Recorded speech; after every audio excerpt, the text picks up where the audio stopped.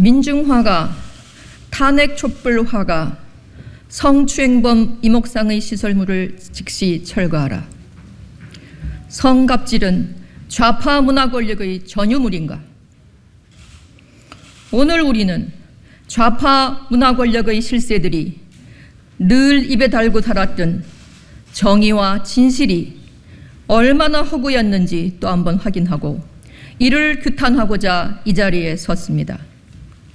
이미 대다수의 국민들은 문학계의 고은, 시사 만화가 박재동, 연극 연출계의 이윤택이 벌인 성추행 사실과 이중적인 행태를 목도한 바 있으며 이러한 사건이 터질 때마다 그들이 생산한 문화예술을 소비해온 우리 국민들의 허탈감은 이루 말할 수 없었습니다.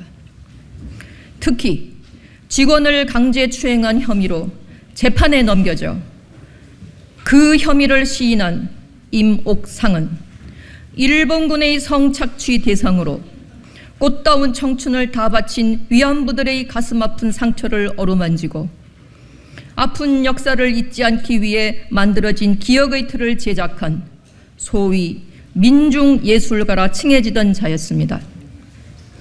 대중 앞에서는 일본군의 추악한 성착취 문제에 발벗고 나선 의식 있는 문화예술인으로 활동하면서 뒤로는 자신의 미술연구소 직원을 성추행했다는 보도를 접하고 좌파 문화 권력자들의 이중성과 그 뻔뻔함에 아연실색하지 않을 수 없었습니다. 위안부 할머니들을 위해 만들어진 기억의 터, 전임 대통령들의 흉상을 비롯하여 전국 각지에 산지한 임시의 제작물 앞에 성추행범 제작이라는 안내를 붙여야 될 지경이라는 한탄 섞인 이야기까지 나오고 있는 상황입니다. 더 기가 찬 것은 평소 정의와 인권을 부르짖다가도 친야권 정치인들과 문화인들의 파렴치한 행각에는 약속이라도 한 듯 임을 다물고 있는 그 야권 인사들의 행태입니다.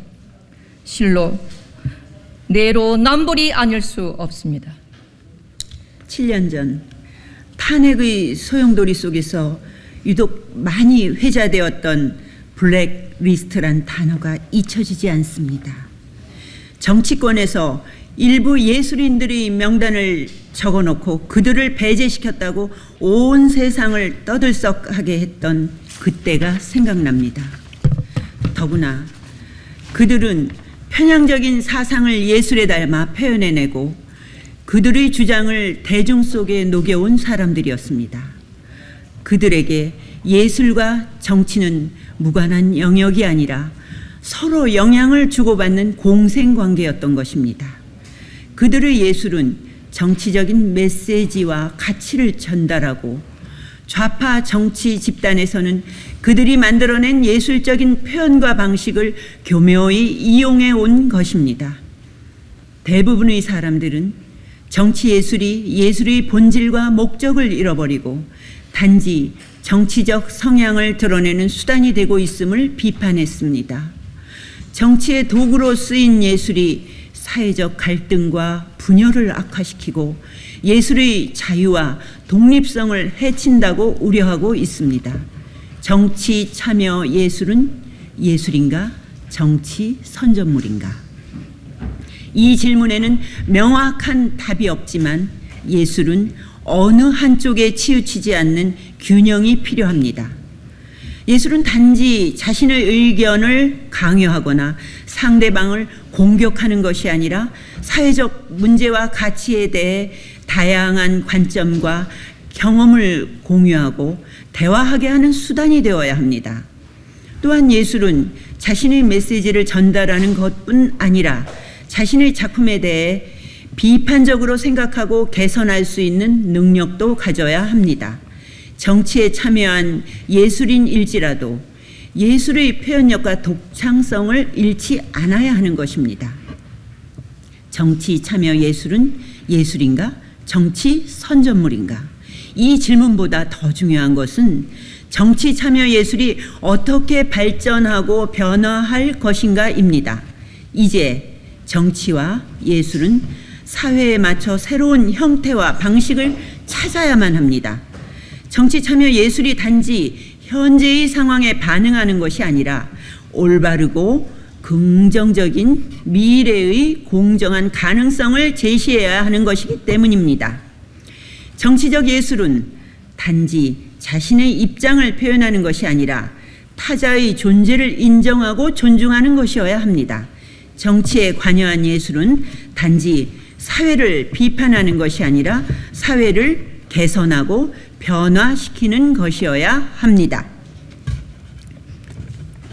정치에 참여한 예술은 자유롭고 창조적인 표현으로 사회와 소통하고 협력하는 것이어야 합니다. 이에 나라를 해롭게 하고 분열을 조장하는 예술이라면 당연히 우리 사회에서 이제는 퇴장돼야 한다고 결론을 내릴 수밖에 없습니다. 오늘날 현대에도 많은 예술인들이 순수를 위하여 개인의 가난을 감내하고 있습니다. 특정 사상이나 정치 성향의 입장을 대변하고 선도하며 그로 인해 특권을 누리고 부와 권력을 얻는다면 이것은 예술인의 본질을 잃어버리고 정치화로 달리는 빗나간 예술 행태가 되는 것입니다. 픽션을 창작하고도 사실에 근거한 기록물처럼 믿으라며 대중을 호도한 어느 유명 작가의 뻔뻔함을 탓하게 됩니다. 창작의 영역이 현실과 혼재되는 착각을 대중에게 주었기 때문입니다. 예술의 특성이 악용될 때 우리 사회는 흔들리는 혼란을 불러옵니다. 어느덧 세계 속에서 경제적인 입지와 역량을 발휘하고 있는 대한민국이 되었지만 정신적으로는 몹시 혼란스럽고 취약한 상황임을 우리는 압니다. 앞으로 참여예술은 특정 정치나 사상을 대변하지 않기를 바랍니다. 역사를 올바르게 지켜보고 그 바탕 위에서 현대인의 방향을 잡아주며 사회 비전과 희망의 메시지를 담은 치유예술 작품이 많이 나오기를 기대해 봅니다. 이제 문화 권력에 편승하여 다른 사람들에게는 현미경 잣대로 온갖 비판과 혐오를 조장하면서도 정작 자신은 거짓과 위선과 성추행을 자행하며 예술을 돈벌이 수단으로 삼아 어마어마한 부를 축적하는 문화 권력의 상징이 되어버린 소위 민중화가라는 성추행범 임옥상과 같은 사람은 국민들에게 사죄하고 그가 만든 시설물도 마땅히 철거해야 할 것입니다. 임옥상 본인이 성추행범이면서 그가 만든 위안부 소녀들을 추모하는 여러 제작물을 방치한다는 것은 어불성설입니다. 이제 우리 예술과 문학에도 문화 권력을 가진 자들의 호가 호의를 종식시키고 국민들의 마음에 위로와 기쁨을 줄 수 있는 진정한 예술가로 거듭나야 할 것입니다. 우리는 그날이 올 때까지 위선을 자행하면서 뒤에서는 온갖 이권을 획득하는 얼룩진 예술계를 정화하는 데 최선을 다할 것을 다짐합니다.